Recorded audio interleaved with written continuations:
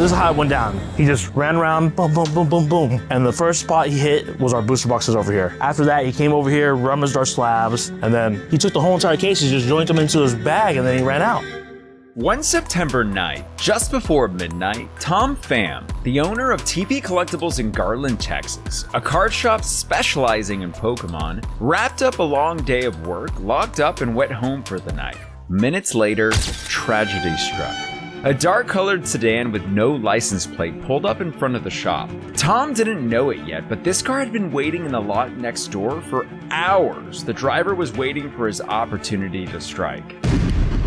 Someone sporting a mask shattered the front door and entered the store carrying a trash bag. The thief ran behind the counter, first hitting up the sealed Pokémon booster boxes, then the graded card case, and finally the singles. He was in and out in under 90 seconds, and Tom was just lying down in bed when his phone alerted him that the store's security alarm had been triggered. And by the time I open up my phone and look at the cameras, he's already out of the building. That's how quick it was. In total, the thief had taken just under $20,000 worth of product. The next morning, Tom gave me an inside look at how a local card shop responds to a tragedy like this, and how they move forward, or not.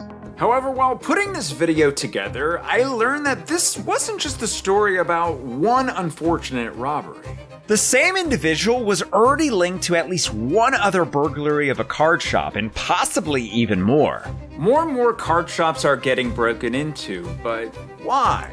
The overall climate of the card hobby may have something to do with it. An unprecedented spike in new collectors, a shortage of available products, high market prices, and countless incidents of resellers fighting over who gets a piece of the pie. For some veterans, this isn't the first time we've seen popularity at this level. It's the biggest thing from Japan since the Power Rangers. There was even a man who pulled a gun on another customer just to get Pokemon cards. For some first-time collectors, they've entered a fantastic community of Pokemon diehards that just want to appreciate and create memories together. But with an influx of new community members also brings an influx of bad actors, and inevitably, some of those bad actors may turn our friends into victims. He went straight for our booster boxes right over here. He took the whole entire case, he just joined them into his bag, and then he ran out. $12,000? The case was definitely loaded. Do you think that this robber was a customer that's been in the store before? Unless he does everything perfectly, he's definitely gonna slip through the cracks somewhere. The next morning, Tom's closest friends rallied around him to pick up the pieces. At first, I was very shocked and I was panicked, but after a while, you just come to accept it, and some things you can't control. Loved ones stopped by to deliver food and well wishes. If they want to go out of their way and do that, that's how you know they really care. Regulars walked up having no idea the store would not be open that day. This is not gonna stop us, We're gonna be back open tomorrow. As soon as this door gets fixed, we're back in business. Yeah, see you tomorrow, buddy. A post to social media was met with countless heartwarming comments from the community. We've been getting lots of messages, lots of love, lots of support. So even though this is a very tough situation to be in, with so much support and feedback we've been getting, it's been great, and I've been powering through it. After I heard the news, I came by to check on Tom, and when I walked up, I was struck by the boarded up door and pieces of glass all over the place. Hey guys. Hey, how you doing? Well, not as bad as what's out there, man. I'm so sorry to hear that. I mean, some things are just out of control, but we're gonna be moving forward stronger. There's a lot of glass out there, man. What happened exactly? Tom then gave me the play-by-play of what took place. This is how it went down. He just ran around, boom, boom, boom, boom, boom. And the first spot he hit was our booster boxes over here. He yoinked them into his little itty bitty plastic bag. After that, he came over here, rummaged our slabs, and then over here, he just came and took 4 rows of our high-end singles, and then just left after that.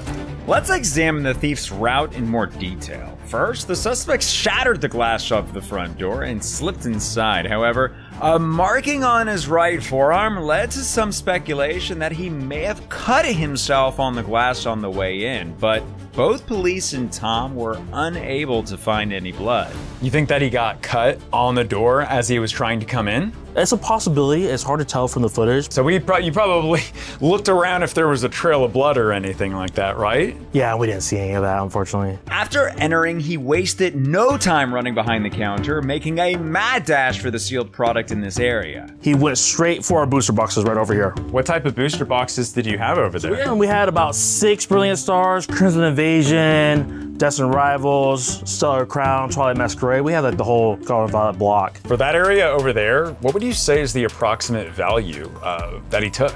Probably around at least $5,000 to $7,000. $5,000 to $7,000 just from that area. Just from booster boxes. You know, it adds up really quick because some of these booster boxes are over $500 a pop, and 6 of them already about $3,000. After that, he turned his attention to the sealed case containing graded cards. He had a little trash bag where he would just slide them into. Oh, so he put all the cards into a trash bag? Yeah, just imagine like a clear film bag that you use at a restaurant, just yoink them in there. What were some of the biggest cards that he took? There's Gengar VMAX alternate art, Lugia V alternate art. And now comes a strange detail of this story. Earlier that same day, by total coincidence, Tom took photos of the very same case to show off to a client. Through this, Tom was able to create a record of what cards were taken, and even has the certification numbers for those slabs. So if that goes through anyone's hands, like in the next few days, people are gonna be vigilant. Finally, the thief turned his attention to the next case over, where the high-end singles are kept. Did he hit up any other cases? Yes, he hit up one last case.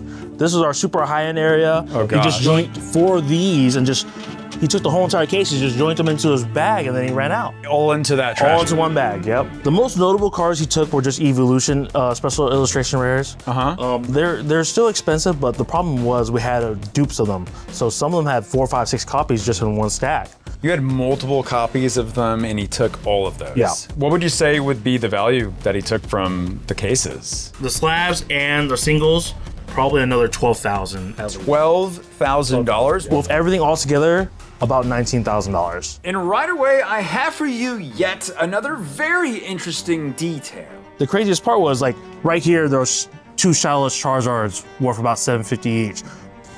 Sunbreon, right over here. That's right. In his haste of a quick smash and grab, the burglar missed these very high value cards directly next to the ones he did grab. Just look at some of the other hits nearby that were overlooked. This is some of the stuff that wasn't taken without surprise in. Like we have legend pieces, alternate arts, the Shadowless Charizards, Umbreon, and these were just sitting there right next to what he take. He left Bubble Mew, he left all these alt arts. Oh my goodness. The whole shebang, like the case was definitely loaded. These were the most surprising because these are some of the most like highly sought after cards. So if you're doing a stakeout, you would go for cards like these. Tag team stuff. You got Team Rocket Charizard. You got secret rares from plasma sets, it even looks like, including this Mewtwo EX. We had 4 Pikachus in there. After that, the suspect ran out the same way he came in and took off. I was just in a panic mode because like it's hard to see because it's dark and you don't know what is gone from just the live feed. You can't hear it in this surveillance video, but TP does have an alarm, so perhaps the blaring siren motivated the thief to get it in and out quickly. Do you think that this robber was a customer that's been in the store before or planned this whole thing out ahead of time? I definitely think it was planned. I don't know if he was a regular customer, maybe he's come in a couple times. He definitely stalked this place out. He waited for 2 hours in the edge of the next parking lot across the street, and he had his license plates taken off his car. Really? Yeah, we have footage of him waiting in the parking lot for over 2 hours waiting for our guys to leave. Once you locked up, is that when they sprang to action? Yeah, about 15 minutes after we locked up, he paced around the building a couple times just to make sure the close secure. You can see him on the footage looking through the windows to see if anyone's in there, and he just chose that was his time to strike. Do you feel confident that the police is going to find this guy? If anyone catches them, it's going to be the community. The community is very tight-knit. You know, something like this, it's not going to go unnoticed. All these slabs they took, they have certification numbers that we have. You know, the cards that we have that were taken were specific. The boxes that we have were very specific. Unless he does everything perfectly, he's definitely going to slip through the cracks somewhere. The thief struck again. He broke into another card shop, but more on that shortly. I asked Tom what surprised him about other items that were not taken. And even over here, this is our Pokemon Center case right over here. We have a whole grip of Pokemon Center Elite Trainer boxes. Oh, right. So you have the Pokemon Center ETBs for all of these sets, but he probably didn't have enough time. I see some Evolving Skies over there. We actually had a ton over here in the display case besides these two, but we opened those this morning because we're sad. Tom then sat down with me to talk about how we got to this point. But to examine the why, we have to go back to the beginning. If you would have asked me 5 years ago if I was going to open a store, I would have been like, you're crazy. This stretch of Jupiter Road in Garland, Texas sure doesn't look like it would have a card shop, but nestled right next to a noisy packing facility, Tom has built a community. Tom opened TP Collectibles 2 years ago when he was only 28. Not long after that, I actually came in for a tour. Hey, how's it going? Hey, how y'all doing? Welcome in, welcome in. Good, good. I heard about this place, wanted to come check it out. What's your name? My name is Thomas, and we are at TP Collectibles in Garland, Texas. We really have been building up the community for these last few years. Later, business was good enough that TP expanded, tearing down a wall to double the size of the store. Tom hosted me for several videos of mine, especially one where something crazy happened. I just noticed something. Yeah. It's not in English. Wait, what? Aquana VX? Wait, is the box in? The box is in English. But look, the promo is in, I believe that's German. Fast forward to last year, I wanted to learn the truth of what it's like to run a card shop. So I turned to my friend Nathan at Cloud Collectibles. Nathan gave me an inside look about the harsh reality of doing just that. What do you sacrifice when running a card store? I might make this sound grim. I love my job. I love the card store. But I think this goes for every business anyone opens up. You're gonna sacrifice a lot of your time and a lot of your money. Businesses are not guaranteed money. You have to know how to save money. You know what I mean? You have to be prepared for a storm. Weirdly enough, Nathan mentioned that one of his biggest regrets was not starting small, like with an online business or doing card shows, before opening a brick and mortar location. And that's exactly how Tom started. So for people who are trying to open up a card store, I do suggest starting with the online. Once you do very well with online, then think about getting into the store. Do not start that process with getting a store. I did that mistakenly and it set me back a while to catch up. Really? Yeah, it was a struggle. It was an uphill battle, you know what I mean? I was more fortunate than most because I've always had like an eBay account or a TG Player account, and that's just how you get started, you know? You kind of build it up online, maybe shows or something, to actually making the big leap. And that's actually how it all started, you know? We started going to a few shows, we started getting our inventory up, and it was a slow process, you know? It doesn't happen overnight. What was that deciding leap where you're like, this is it, I want to have no regrets, I'm starting a store? Towards the end of COVID, all we're doing is Pokemon. Pokemon this, Pokemon that, going to events, going to artist signings, playing the game. And we're just like, why can't we just turn what we love into what we do every day? I took a leap of faith, and you know, and for me, I'm fortunate to say it worked out so far. But it hasn't always been positive. Even though this was TP's first break-in, it wasn't their first theft. And unfortunately for Tom, the first occurrence came from a trusted friend. What have been some of the biggest challenges when it comes to running a store? Biggest challenge is just, honestly, finding people you can trust. Why do you say that? Well, we've had issues with employees, you know, taking cards from the store and siphoning them out and stealing them. So employees actually taking product? Yep. Whether it be packs or cards or even sometimes cash. Really? And it's like a family environment, like you got hurt by somebody you trusted. And you know, it's not even so much about the money, it's about the trust that like gets broken. And like, that's something that you can't replace.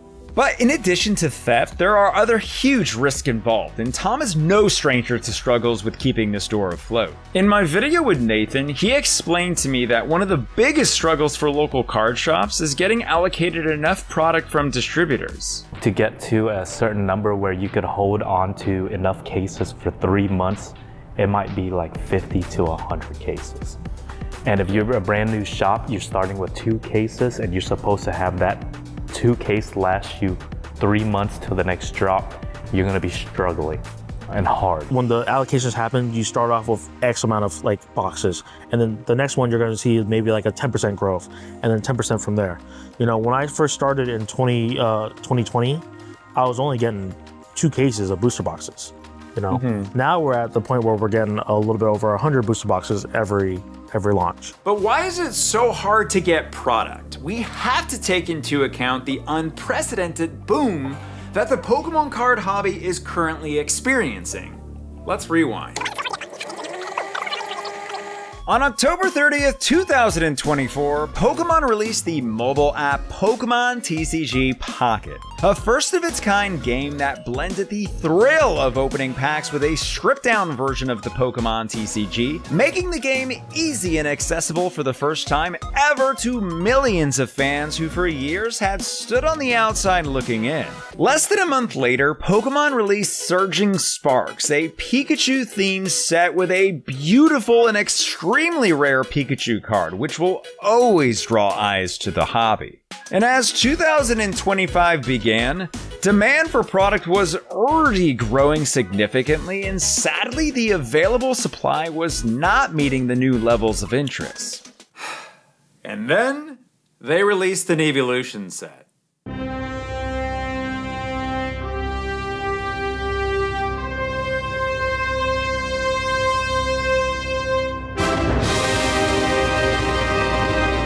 Match, gasoline. People are going to war for Pokemon cards. No running! Pokemon is making a bit of a comeback. A lot of singles that have really just exploded in price. Financial experts say the monster trading cards are holding up better than the S&P 500. Scalpers are ruining everything. Prices for some first edition cards have appreciated by 10,000%. Surging Sparks was actually the first booster box I ever got to sold for MSRP. Wait, say that again? So Surging Sparks was actually the first box I ever sold for MSRP. Every other box I sold before then, from even Evolving Skies, I sold under MSRP. So you sold them below MSRP, but then when this boom happened, you were having to keep up with the demand? Yeah, I mean, the market price has risen because that's always what we price everything at, the market price, you know what I mean? That's just what dictates our pricing in store. And you know, on release, Surging Sparks was 180, close to 200. We just kept our prices in line with market, even though a lot of people did not agree with that. That was just our state of affairs. The point I want to make here is that the circumstances that led to a huge upswing in popularity, to those supply and demand deficit issues, and people even resorting to stealing from card shops. It's all a very, very complicated issue, and there isn't one single entity to blame. Every part in the process from top to bottom played a role in this. And yes, Pokemon wasn't able to make enough supply to meet demand, but to their credit, they did recognize the issue, addressed it, and ramped up production, which takes time. But even if you want to blame the distributors, Nathan raised a point about that as well. Oh man, that doesn't sound as nice as I'd like, right? Yeah, it's not nice, but I mean, they're running a business too. So the stores don't always get enough product from distributors to keep on the shelves. Where else do they get it from? So you end up buying from the secondary market. People who go to Target, people go Walmart, they'll come and they'll resell it back to us. And then we have to try to make a little bit of money, so we have to slap a little tax on top of that. We even posted on online forums and Facebook that we're buying products at X price, and we're getting thrashed on it online. Why? At that time, because the product was so hard to get, there was just a negative stigma for anyone buying or selling cards. We were really just doing it to just keep the shelf stocked, Keep the shelf stocked, keep the doors open. And the fact that a store owner has to like find alternate means to buy this product, that's already a problem in itself. Which brings us to the next part of this vicious cycle. The resellers.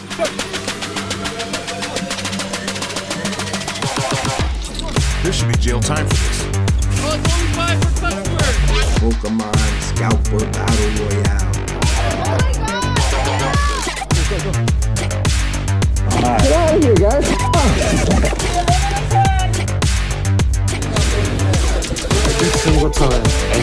my caffeine machine. With anything popular, there's gonna be craze behind it. Whether it be shoes or whether it be Beanie Babies, whatever's popular is gonna get a lot of attention, and it's gonna get all the bad eggs and good eggs together. Gonna bring in a lot of bad actors in. Yeah, I think this time just Pokemon was just the catalyst for it. But I want you to consider this.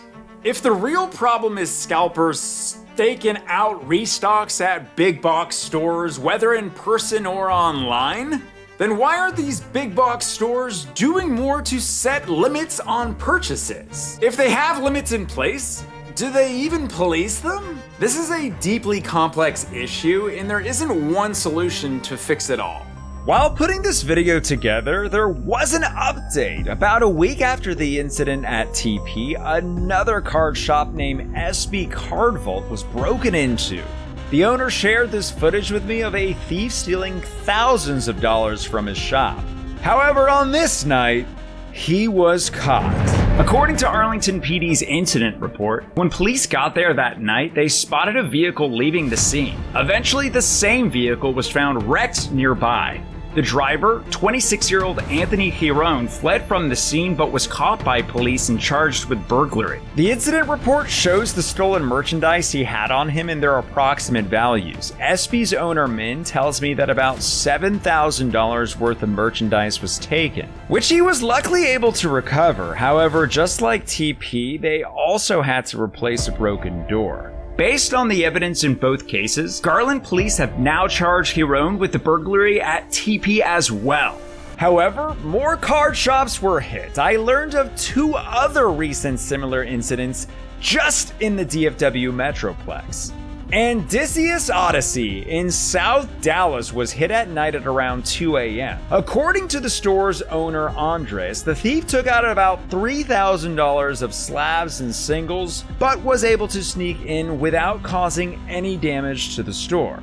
And about a week before that, another store in Dallas was also targeted. In that case, about $30,000 worth of merchandise was taken. Garland police told me they're working with Dallas PD to see if there's a connection in these cases. These incidents just represent a small sample of what card shops across the country face. Okay, now to a major loss for Sterling Heights business.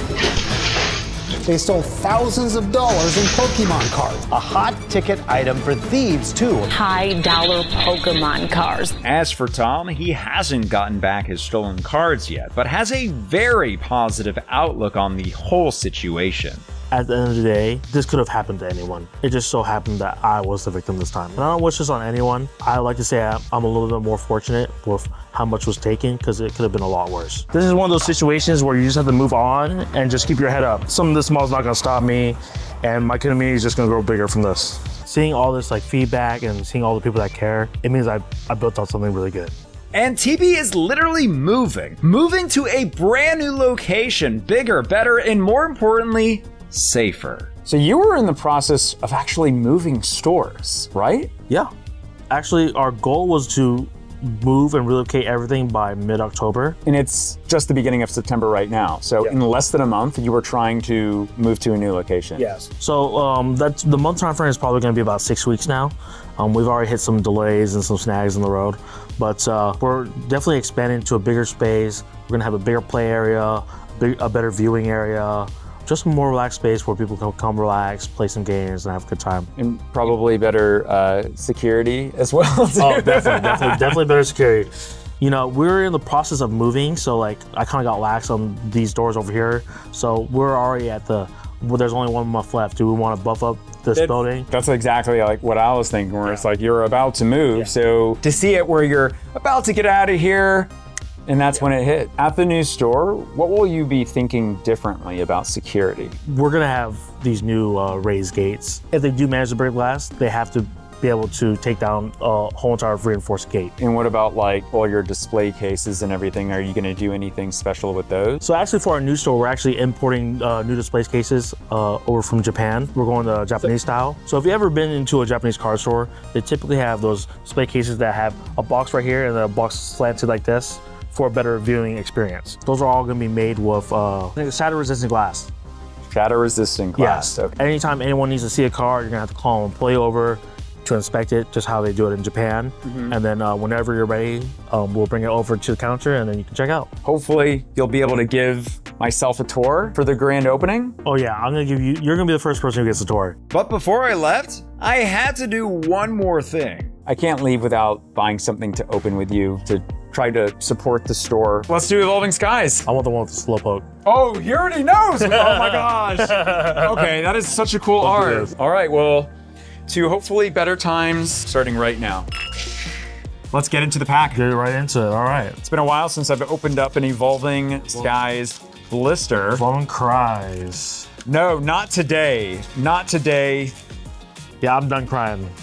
Last time I opened up though in Evolving Skies, I did pull the Moonbreon in the very last pack. So lightning energy, lightning. Oh, you did. Oh, darkness. You did guess the energy move, and I didn't even. I forgot. This is a good sign though.